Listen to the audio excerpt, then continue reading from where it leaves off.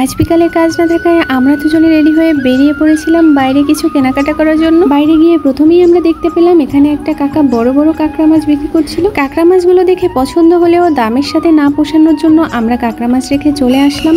আর এটা হচ্ছে জাতিসংঘ পার্কের সামনে। আর এখানে দেখলাম একটা মামা অসম্ভব সুন্দর চপ বিক্রি করছে। আমরা দেরি না করে দুজনে মিলে চপ খেয়ে নিলাম। তারপরে তোমাদের দাদাকে বললাম আজকে আমি রিক্সায় ঘুরতে চাই, কারণ অনেকদিন আমি রিক্সায় চড়ি না। আমার বলা মাত্রই তোমাদের দাদা একটা রিক্সা নিয়ে নিল। তারপরে আমরা যাচ্ছিলাম বড় বাজারে, কারণ আমাদের ওখান থেকেই কিছু কেনাকাটার ছিল। আর রাত্রের মার্কেট দেখতে আমার অনেক বেশি ভালো লাগে, কারণ এখানে সব ধরনের জিনিস কত চকচকে ধকধকে দেখা যায়। আমার মতো তোমরা কে কে রাত্রেবেলা ঘুরতে কেনাকাটা করতে অনেক বেশি পছন্দ করো অবশ্যই কমেন্টস করে জানিও। অন্যান্য দিনের মতো এখানে যদিও ওরকম ভিড় ছিল না, লোকজনের চাপ অনেকটাই কম ছিল। আর আমরা রিক্সা নিয়েই একদম বড় বাজার পর্যন্ত গিয়েছিলাম। আসলে আমরা গিয়েছিলাম বড় বাজারে একটা মুদির দোকানে, আর আমাদের এখান থেকে নেওয়ার ছিল কিছু মাসকাবাড়ি। কেন জানি না মুদির দোকানে গেলেই আমার এসব চাল ডাল না ধরতে পারলে একদমই ভালো লাগে না। কেনাকাটা শেষ করে ফেরার পথে আমরা দেখলাম একটা মামা অসম্ভব লোভনীয় মিষ্টি বিক্রি করছে। এরপরে আমরা দুজনে মিলে এখানে দাঁড়িয়ে বেশ মজা করে দুটো মিষ্টি খেলাম। মিষ্টি শুধু খেলাম না, মামাকে রিভিউও দিলাম যে মিষ্টিগুলো খেতে কিন্তু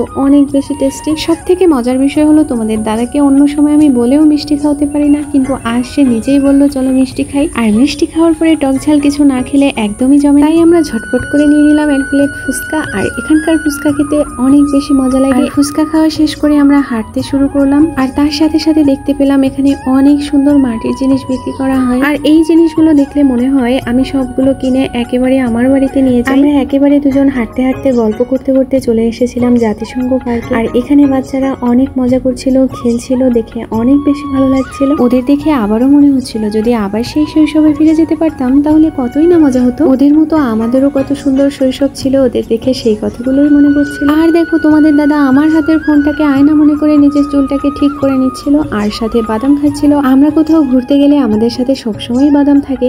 বাদাম খাওয়া শেষ করে আমরা চলে এসেছিলাম বাসায়। আর বাসায় এসে দেখলাম ঘর একদম প্রজাপতিতে ভরে গিয়েছে। পরের কোনো একটা ভিডিওতে আমি তোমাদের সাথে অবশ্যই প্রজাপতিগুলোকে শেয়ার করবো। আর এখানে দেখো তোমাদের দাদা খালি গায়ে বসে আছে, তাই আমি একটা স্টিকার দিয়ে ওকে ঢেকে দিলাম।